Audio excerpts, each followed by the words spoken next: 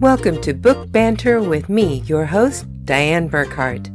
I hope you will join me every Wednesday as we explore all things to do with, well, books.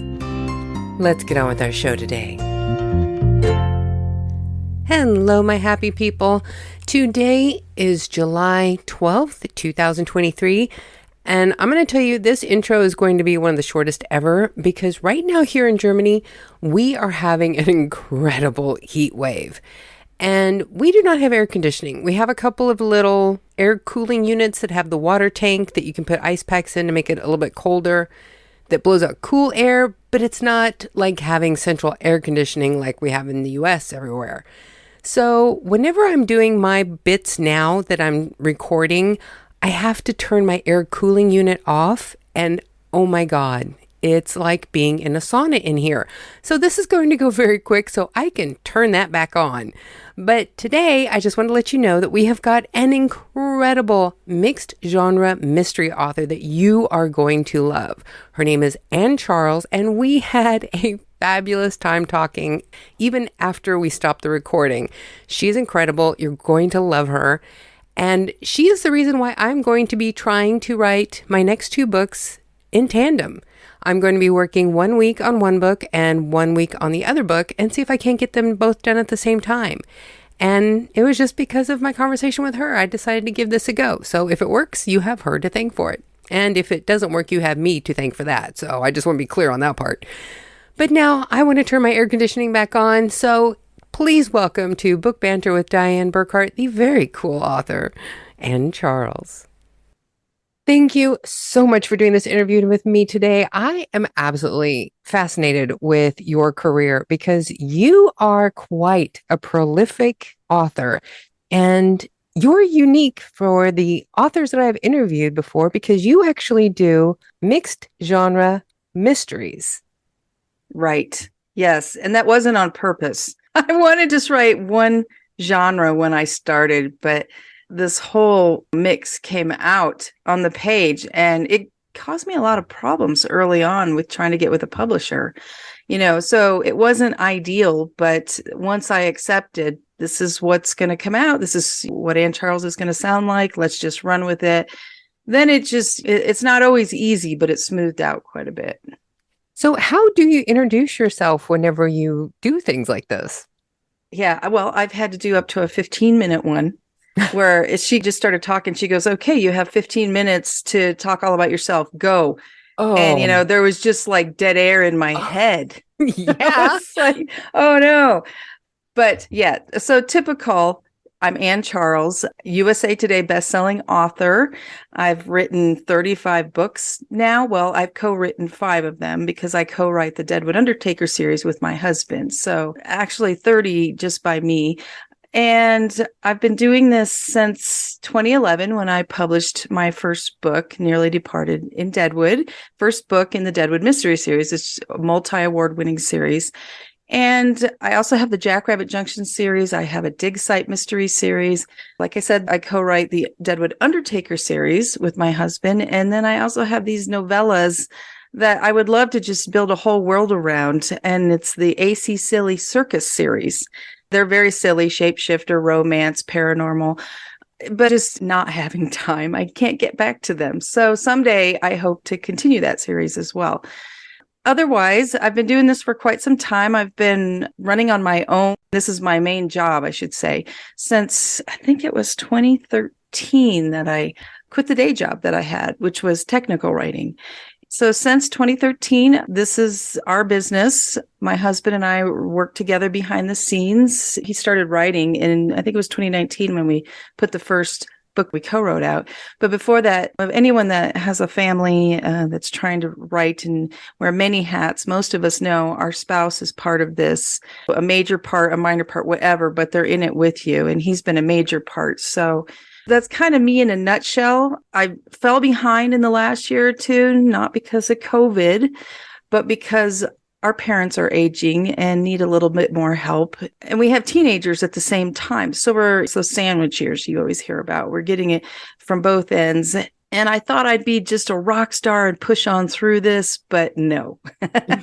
It's really hard when your parents are struggling. And I had friends that went through it and I thought I understood kind of what they were going through. But then it hit home and it was such an emotional thing that I didn't realize. So I've slowed down a little over the last year or so on books, but I'm picking back up again, and promises from all parents to hold it steady for a while and not go do anything crazy, not jump out of planes or do anything wild, just stay steady and healthy. And back to writing. And I'm hoping, well, I am not hoping, I'm in the process of writing the 13th book in my Deadwood Mystery series and plan to have that out mid-September. So that's kind of a really high level nutshell of me, the nut in the shell, I guess.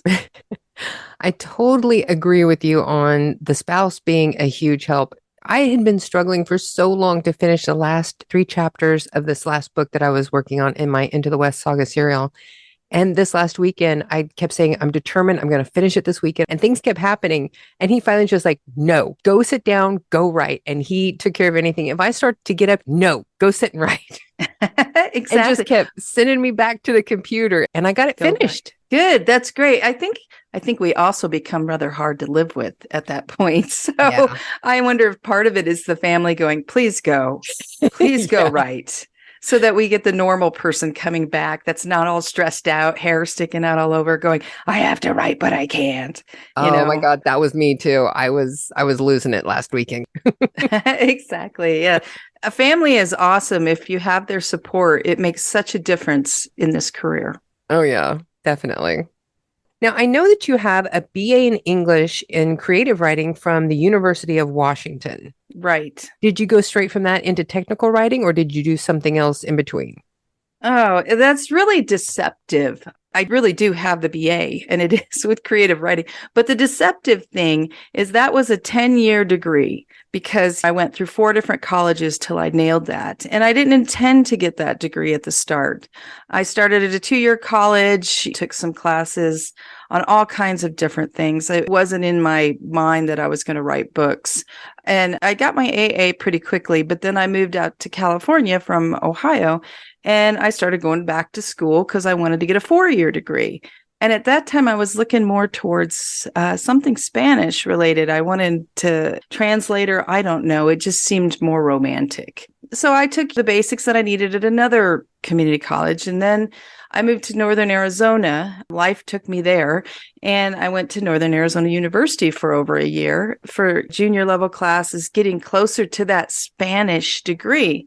Well, then my first husband, we moved up to Washington, and I just couldn't work a day job and get a degree in Spanish. It just didn't work at the big university, and I had to work a day job. We needed my income. And I had started in Arizona. I wrote a book. I wrote it on note paper.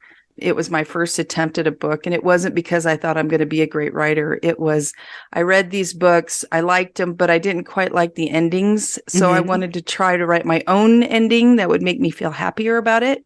Yeah. And that turned into my own book. And that turned into a full book that I actually wrote by hand and finished. And I still have it. Nobody gets to read that, but I did. We moved to Washington in the meantime up near Seattle, and I did the whole redoing, editing, first few chapters, synopsis, sent it off to a romance publisher because it was a romance. And they were really kind and said, we think you show potential, not this book, but keep going. And I believed them. So that was me starting to write books. And I still, at that point, I didn't think, that was 96, 97. I didn't think this was what I was going to do. It was more just, hey, this is kind of fun. Let's do this on the side while I'm finishing college. Well, when I signed up at UW, I had to take night classes, and they had 10 programs. There was not a Spanish program amongst those. So I thought, well, every time I change colleges, they make me retake English 101, which is true because everybody thinks their English class is better. And it's not, says someone who's taken 4 English 101s to transfer around in colleges. But I thought, something's hitting me over the head with this whole English thing. And English was one of the degrees I could get as a night student. So I dug in and started in that program. And then I was able to eventually go part-time at work and go in the day so I could add that creative writing into it, which made it more fun. So that's how that all came about. Had life not pushed me in that direction, I probably would have a Spanish degree and I don't know what I'd be doing. So it's funny how some of us go into this since I was 4, I wanted to write books. And I think that's awesome that you knew, because at 4, I had Jaws on my mind and don't go in the water because there's killer sharks. I didn't have anything about writing till my mid-20s to late 20s. And then I really dug in. So I was still going to college. I ended up getting a job to be a secretary, which I'd done all over the place, to pay bills. And they said, hey, you're getting an English degree. And I said, yeah. And they said, well, we have a tech writing spot open. Do you want to be a technical writer? And I said, what's a technical writer? That's how much I got thrown into writing. And they told me, and I said, I think I can do that. So that was 13 plus years later, I finally quit that job because I was writing professionally by that time in fiction. So that's the long story of why I have the English degree with creative writing. People go, wow, you went and you had all these plans to write. No, life pushed me into writing.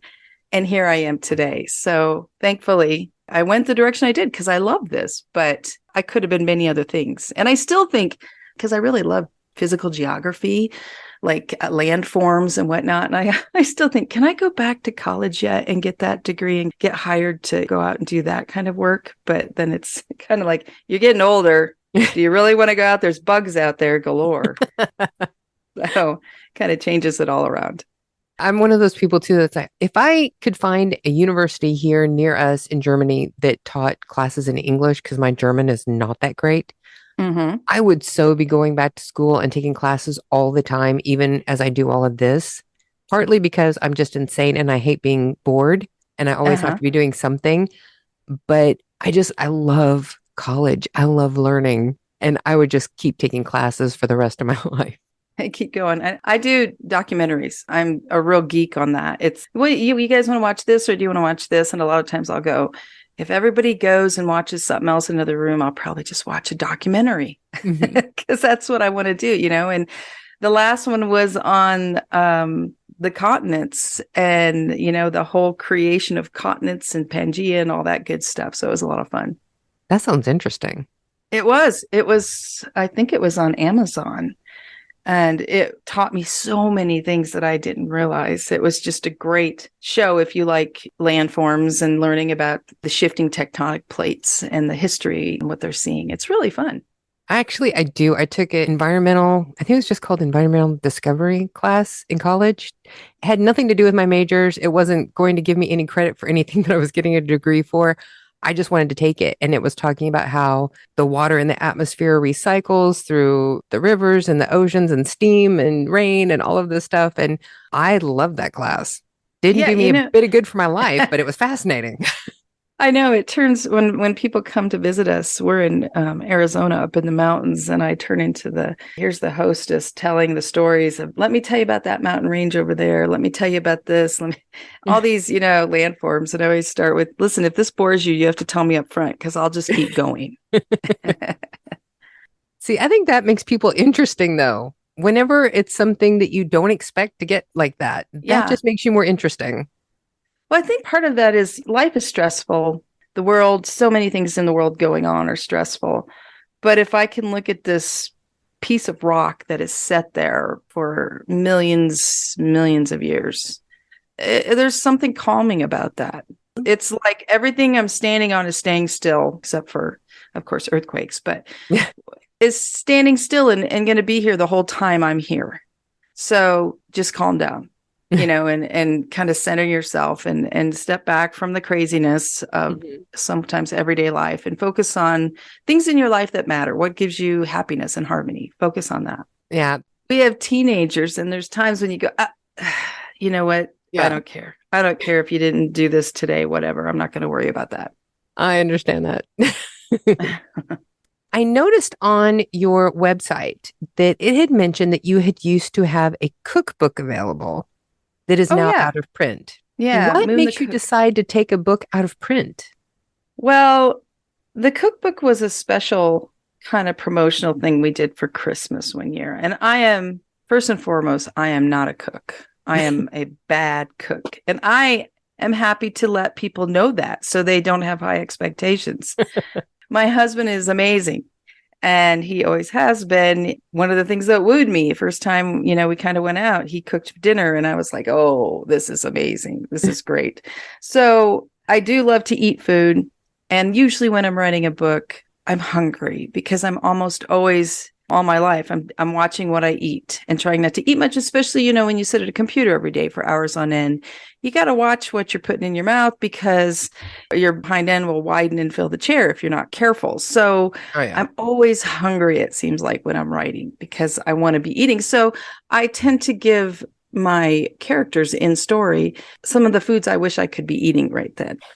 And so over the years, over, 30 plus books, that has evolved into many foods. And it was about 5 years ago. I think I had about 25 books out at that point when some readers that became friends had said, hey, we'd love to grab all the different foods you put in all the different books and make a cookbook. We think it'd be a lot of fun. And they like that. And I said, okay, but understand I'm not going to be a big part of this. Except you do the first part. I'll edit and do all that I need to do and add parts from books. So it makes it more fun with each recipe, where the recipe pops up in the story. So if you're making a recipe and you want to see what was happening around that particular recipe in the story, you can go to that book and find it.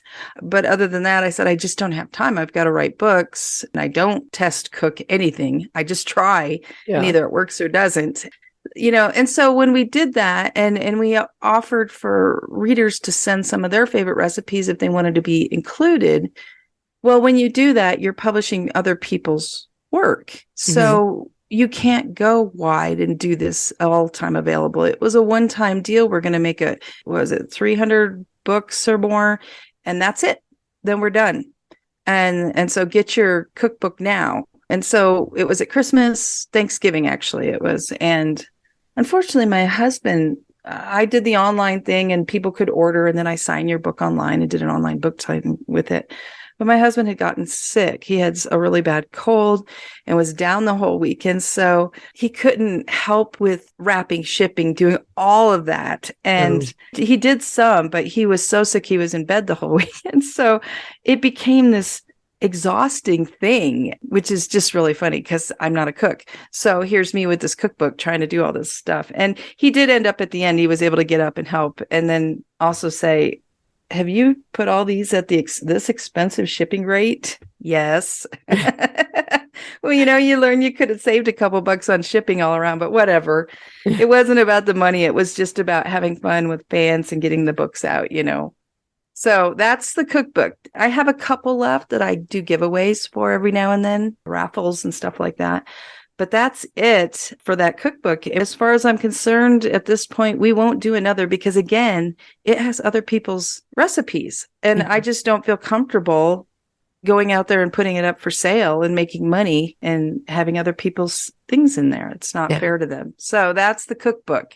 It's been a lot of fun for people who did get it because they do read the books and then they cook that. Oh, I want to make that. Because like I said, there's a lot of food in these books and it's not meant to be like a cozy mystery food-based story. It's just, I'm really hungry and I like to eat. So what does it usually think about eating whenever you're writing? Oh, usually desserts. The easiest thing for me to think of, okay, what kind of cookies are in the cookie jar that I want to sit here and eat while we're at the kitchen table discussing a ghost or a creature or whatever. So I tend to go to sweets, but I do have to, one of the places in the Deadwood Mystery Series, for example, they often meet back at Violet's aunt's kitchen. And all of them come together and discuss stuff. And I have the characters take turn who's in charge of the meals for that night. So it's kind of fun because then this old guy, he's great. He's a hoot, Harvey. He is an amazing cook. So his recipes are always something a little bit more wow oriented. And whereas if it's my main character, Violet, who also can't cook well, she'll a lot of times just get takeout pizza. And so that's what they're eating, and sometimes takeout pizza sounds really good to me right then. So it's just kind of fun to mix it up and include food that way because I think food is important for many of us. You sit at the table. A lot of times that's a great place to share, communicate with family and friends, and then to add fun food to it is kind of cool. I think it's funny that you mentioned that you always have this craving to eat cookies while you're writing. My thing is fig cookies. They don't Oh, have fig Newtons here in Germany, but every uh-huh. once in a while I can find something that's close. And if I do, I have to buy them. And that is my thing. It's like I will eat a couple of those with tea while I'm hmm writing. How do you not just gobble them up and then go, did I eat cookies? Or, I mean, I think there's a crumb here. I must have eaten them and I didn't just do it. Because that is what I really struggle with is I'll get something to eat and then you get so into, the story, whether it's editing or just creating that I miss out on the whole part that I was eating. The thing that And I have had to learn to do, because I have had eating problems before, I have gained a lot of weight at uh-huh. times. And so I have learned that I have to be very focused on what I'm eating. So I don't eat the cookies while I'm actually writing. I Hmm, stop and eat the cookie and then I go back to writing. that's a good idea. Make a point of maybe put it out of reach Yeah. so that I have to stop and turn away from the screen and go do it. That would be a good idea. Because If I don't focus on what I'm doing, I will be doing that. I'll inhale the cookie and then I'll be like, wait a minute, where'd it go? I need to get another one. I didn't have that cookie. yeah, yeah. I did that just the other day. I have icy hot here next to my desk because typing more lately and my hand's been hurting a little, just a knuckle and some stuff. And so I was just rubbing some icy hot on my hand periodically. And I was typing in the story, and all of a sudden my lips started burning. And I was like, what is going on? And I kind of pulled out and looked around, and I realized I had put the icy hot next to my chapstick. Oh no. And I must have opened the icy hot to put it on my hands, but I was so in the story that I put it on my lips. Oh no. So that was fun. That was exciting. I was like, oh my gosh, wiping it off, drinking water. I mean, it's nothing bad. It's just, it was like, what is going on with my lips? Why are they so burny? I was just thinking that is such an odd wake up though. It It's was, like, oh my God. it made me stop and laugh out loud at myself instead of the characters for once. You may have Uh, found something that works better than coffee. yeah, right. There you go.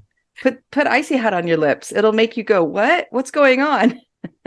Now, do you have any other books that you have done that you have taken out of print? No, I think the cookbook was the only one. It was kind of one off, and it was books, I think 1 through 10 of the Deadwood Mystery series and the first couple books of the Deadwood Undertaker series too. So we combined those two series in it. And the couple that like I said, are my friends and worked with me on this, we've talked about a second cookbook in the future because I've added more recipes in writing and we've had more different foods that have come through. So that might be something we do again. And again, it would probably be a special deal. The publisher we used was a cookbook publisher, and they're a little different in how they do stuff too, how they publish and who owns the rights to what. And there's some rights that they own in using their template. Mm, So as an independent author, that it gives me some hesitation yeah. because anyone who has any indie books, you own all those copyrights for all kinds of stuff. And you really got to be careful with just throwing them out there, and letting other people or companies have a piece of that. So that was kind of also the reason for it's a one-time deal. It's done. Now we'll do something different. In the series that you write, because there are quite a few, what are the different genres that these fall under? Oh, it's crazy. So the Deadwood Mystery series is mystery. And it started out, a little bit more mystery than supernatural, but it quickly evolves. The supernatural grows with every book in the series, and the mystery becomes part of the mix of genres. And so, like I said, mystery, supernatural. I always like to include a little romance. I started off in romance and trying to write romances, and I've read a ton, grow up on reading romances, and I love them. I just don't do all the angst and the continual emoting well enough. Mhm. So that's why there's always a part of it, but it's not all of it. And there's humor. One of the things that is part of my voice is humor. I don't know why, but I think I love movies where it can be scary. It can be supernatural, whatever, romantic, but there's comedy that I get to laugh along with them. That's always important to me in a movie. So that's always a part of my stories too, is the character, the situations they're in, the dialogue. Humor's really strong throughout all the series. And it is in the Undertaker series with my husband, but that's just been interesting because he has a different voice than I do. So, we have to come to a middle ground there on blending. It's not, he writes a chapter, I write a chapter, he writes, and then I come in and write other stuff. And then we blend it together more like singing duet on a song, I guess. Oh, wow. Is that right? Where your voices blend nicely. That's what we work toward. I've spoken to a few other authors who do co-writing, and it seems like most people do tend to do more, they'll write and then I'll write, and then they'll write and then I'll write.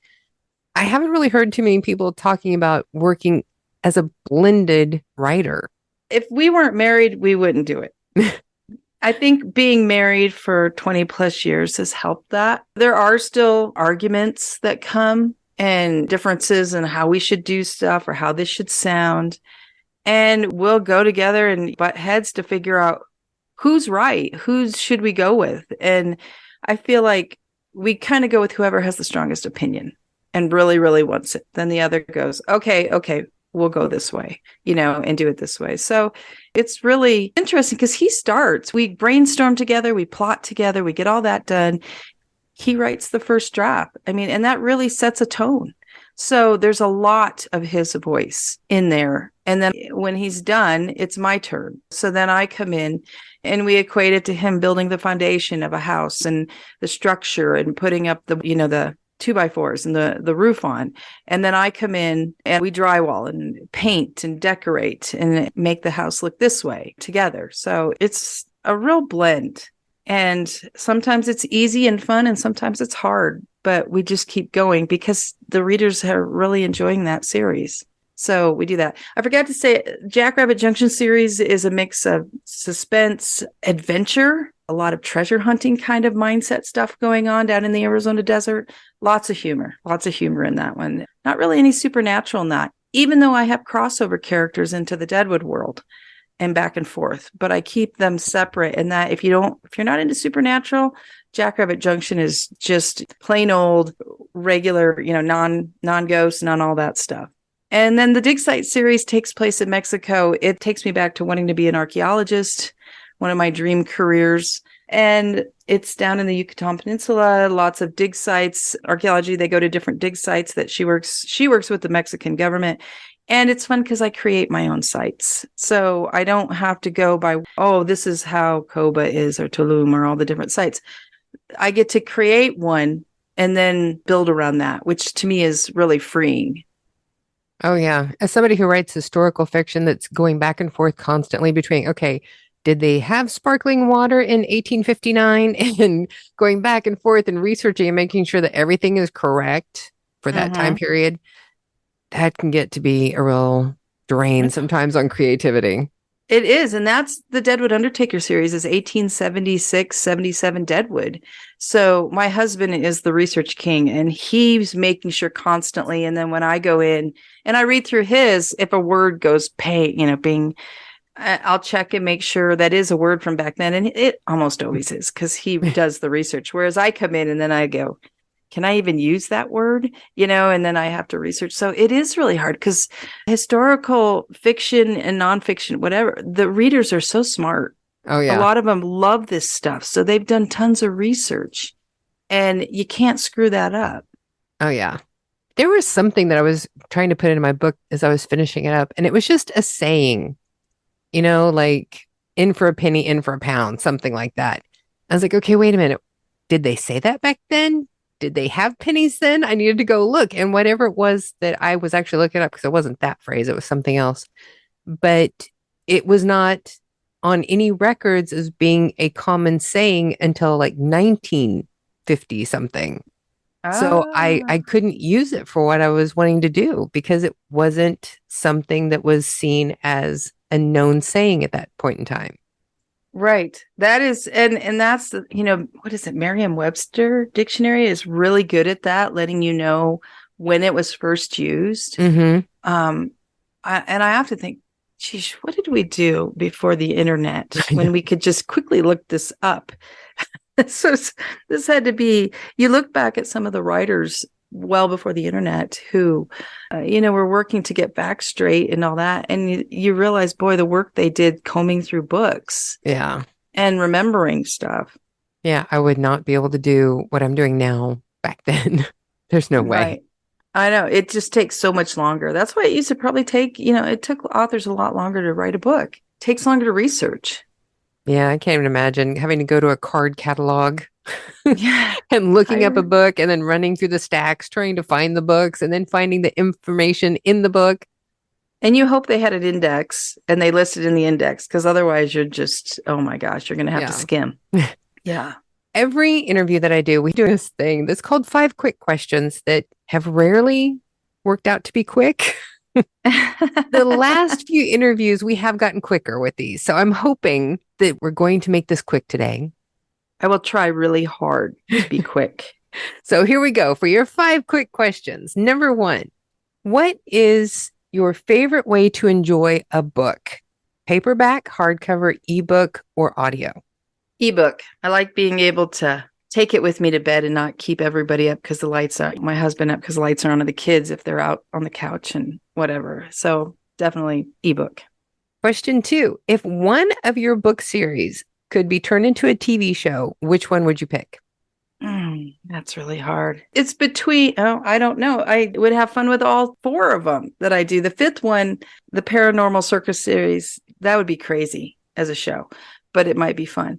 So that's really hard. Of course, I would love to see the Deadwood Mystery series because, like I said, I'm working on book 13. It would be fun to see the world come alive. But I have 6 books out in the Jackrabbit series that are a lot of fun too. And that could be a great time on TV. And the Old Western of a Deadwood Undertaker series would be great. So, and of course, Dig Site would be fun to go down to the jungle. I can't choose, and my answer went long. Well, saying I can't choose is an answer, so that works. Okay. Number 3, you are a multi-genre mystery author. Which do you find to be the easiest genre to write in?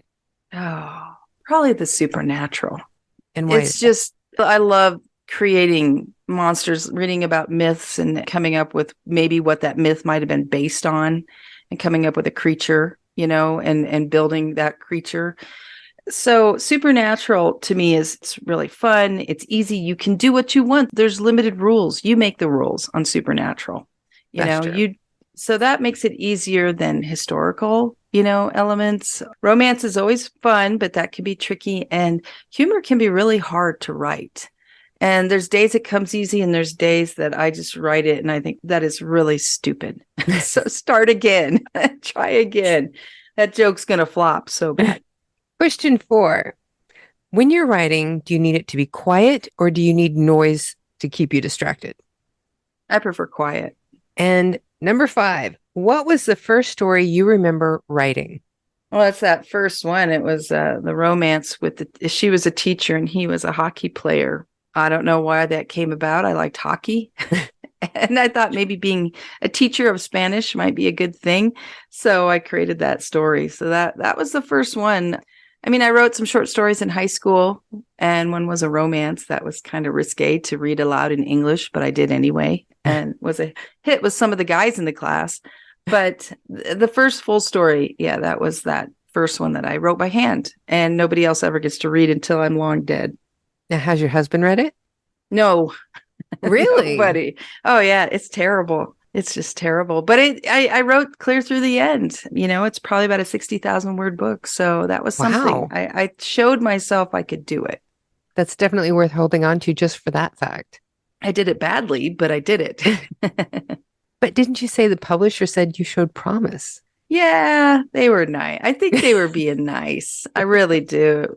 But maybe they say that to anybody that finishes a book and sends it to them. I don't know, but I took it to heart. So it was still bad. I have not read it again for probably 10, 11 years, or even looked at it, because I look at it, I go, oh, Lord, what was I doing? But, hey, we all start somewhere. True. What comes next for you? Well, book 13, like I said, of the Deadwood Mystery series is what I'm working on. And my that comes in husband September? Goal is mid-September because we're going to Deadwood. It's the 11th annual fan party, I guess we call it, where we all get together. Readers come in from all over the place. It's amazing. And we hang out for 3 to 4 days doing some book signings, but other fun things together. So I'm trying to get that done so that we have a new book for everybody when they come. And it's a Deadwood series book, and we'll be in Deadwood, South Dakota. So it's perfect. And my husband, he's currently working on the 5th book in the Deadwood Undertaker series, writing the first draft. So we're getting that going. And after that, I would really like to write the 3rd book in my Dig Site series.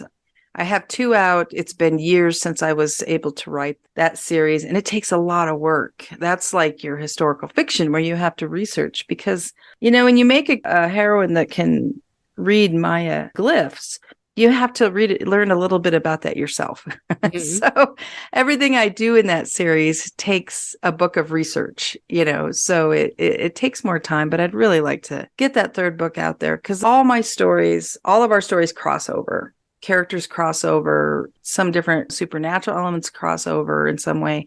So it's really important to keep that series moving because it's a part of this whole thing, the world, the universe of stories.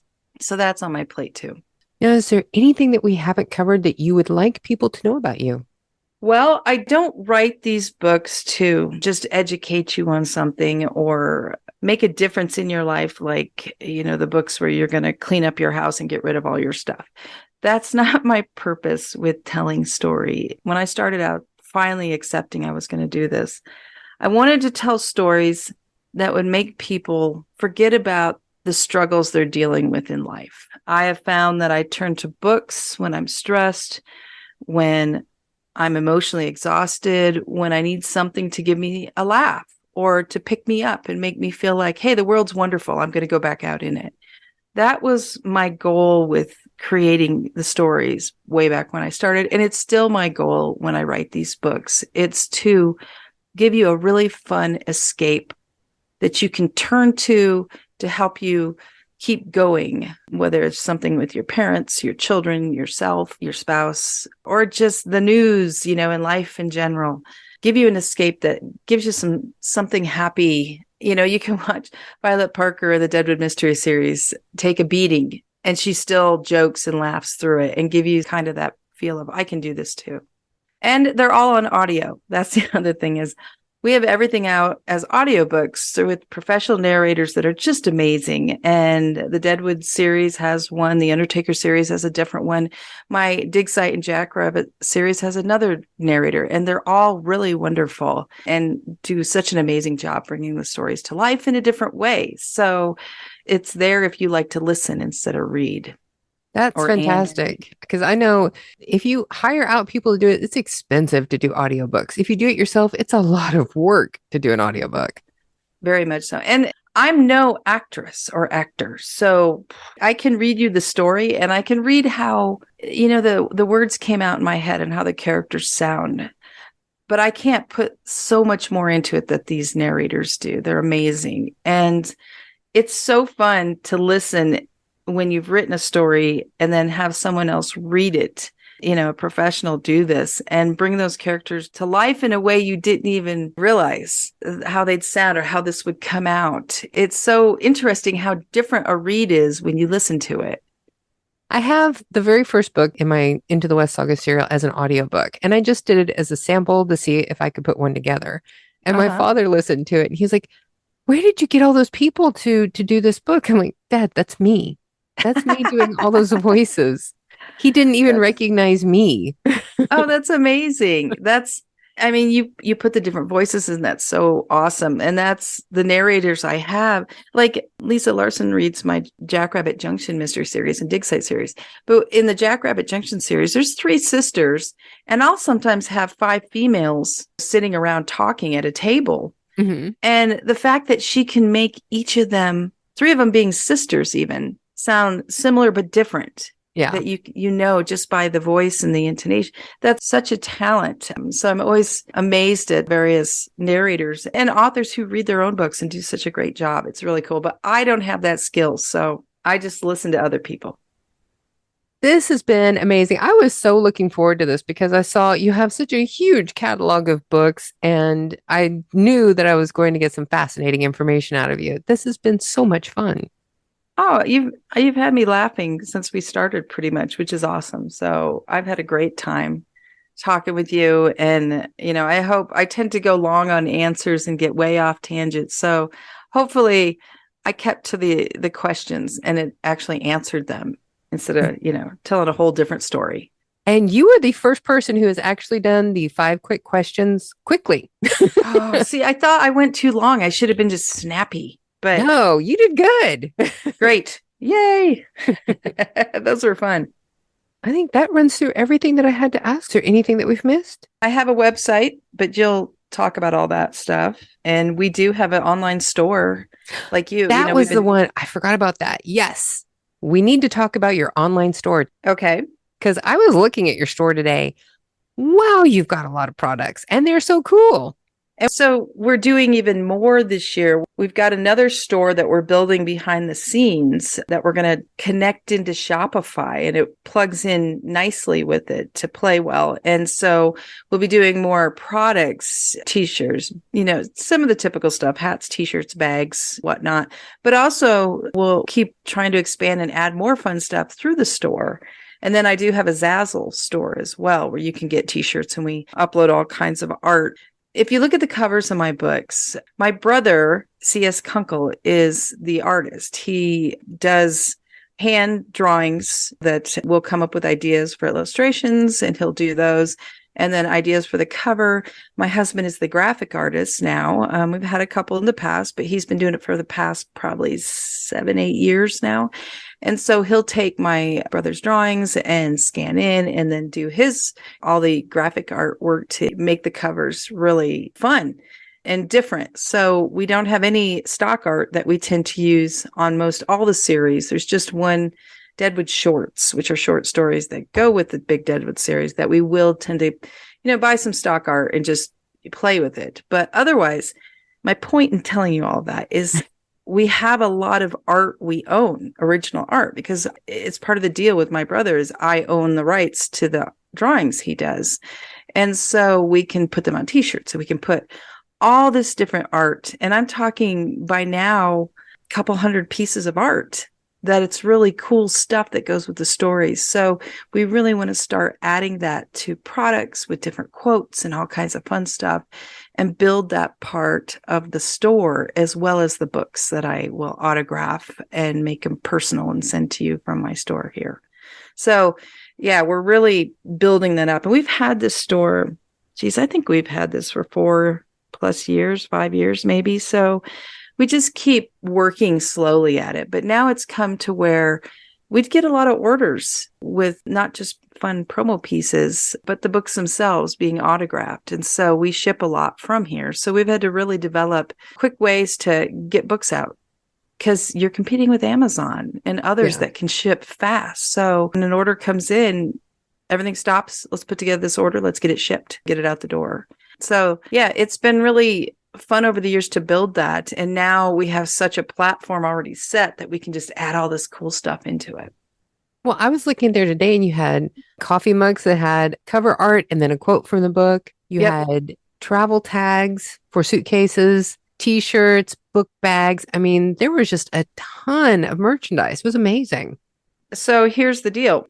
We're very much into family, working with family and incorporating family into this business. And I have this amazing sister-in-law.